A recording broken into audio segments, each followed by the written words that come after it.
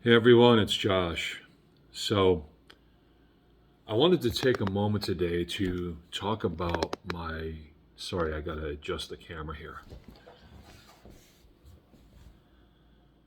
My history with Haverkamp and why it's such a just. It's just so wrong that Brooke and Haverkamp Properties have been harassing me the way they have over the last year. So, going to talk about my history with Haverkamp. Um, I've been here for 7 years. And for the first 5 years, everything was pretty quiet. One of the reasons I moved to this part of town, I live in a complex called West Town. It's on the far southwest end of Ames. And one of the reasons I moved into this complex is because it's on the far southwest end of town. So by being here as an older student, I could avoid being in around the whole party atmosphere that goes on in like campus town or that goes on in like the apartments on 16th Street and some of the other places around town because we're way at the southwest edge of town here. So I knew I could live in reasonable quiet down here. And that was one of the big selling points for me, that I would have reasonable quiet. There'd be an occasional Saturday night party that some student would throw, but for the most part, most of like the students that come to this area are trying to escape the whole party scene, right? A lot of who lives here are like grad students or students who just aren't into the going out and getting drunk thing. So, as an older student, that appealed to me, and so I moved in here. And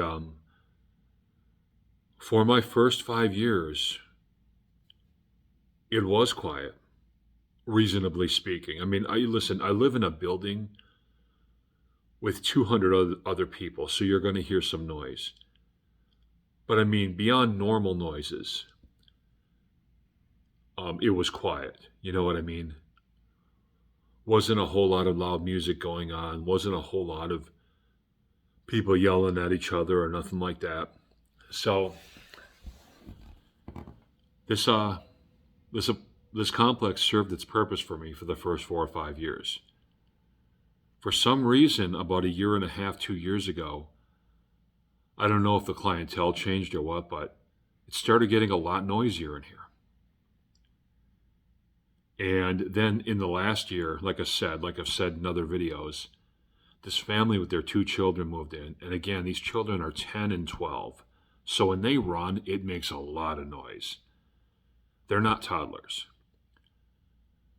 They've been making hellacious noise for the last year, as I've described in other videos, which has caused this situation to be practically unlivable because they do it all day and all night. But something else has happened within the last year. And that something else is Brooke Farmer. Now, Brooke has always been around, but she was a normal employee for like my first few years here. And then she worked her way up to assistant manager, which is what her position is now. Now, 2 years ago, as an assistant manager, I didn't really deal with her because I was dealing directly with Vinny, who is the main manager. Like whenever I had a problem or a complaint. But I didn't have too many problems or complaints. I didn't complain more than 2 or 3 times a year about somebody in my first 5 years here because there just wasn't a reason to. Anyway, in the last year or so, Vinny is still technically the manager and Brooke is still technically the assistant manager.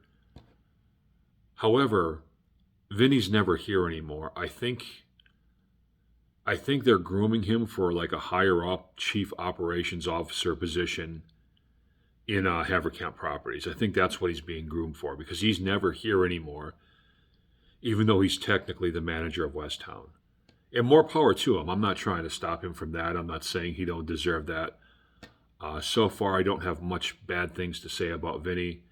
So I'm going to leave him out of this for now, unless something comes up that tells me that he's been behind some of the stuff that's been going on with me. But for now, I'm going to cut him some slack. So anyway, they're grooming, and so even grooming Vinny. So even though Brooke is still technically only an assistant manager, she's been more or less the actual manager of this place for the last year. And that's when things really started to change. She's got some kind of issue with me, and she's been bothering me for the last year. For reasons I've already stated in my other videos. Looking for any reason she can to accuse me of a rule violation or try to get me to break my lease or whatever.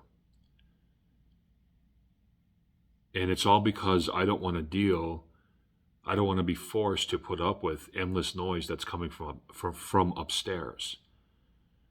In Brooke's mind, I have no right to rectify the noise situation, and I should just have to put up with it or move out. And she stepped in to basically make sure that happens.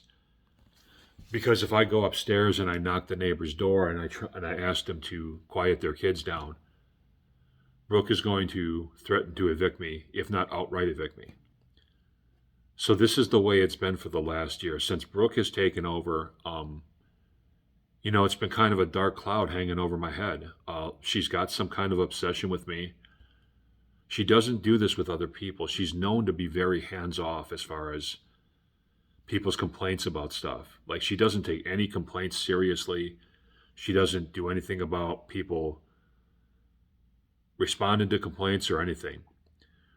But when I hit my ceiling a few times to stop the noise that's going on upstairs, to get the upstairs neighbors to knock it off, she's coming to my door and bringing guys with her, and she's sending me notes saying that I'm in violation of the behavioral policy and I'll get evicted if I keep it up and all this. So I have never had a problem here with anybody in management. And for the most part, I haven't had a problem with any neighbors for my first 5, even 6 years here. It was when Brooke Farmer took over.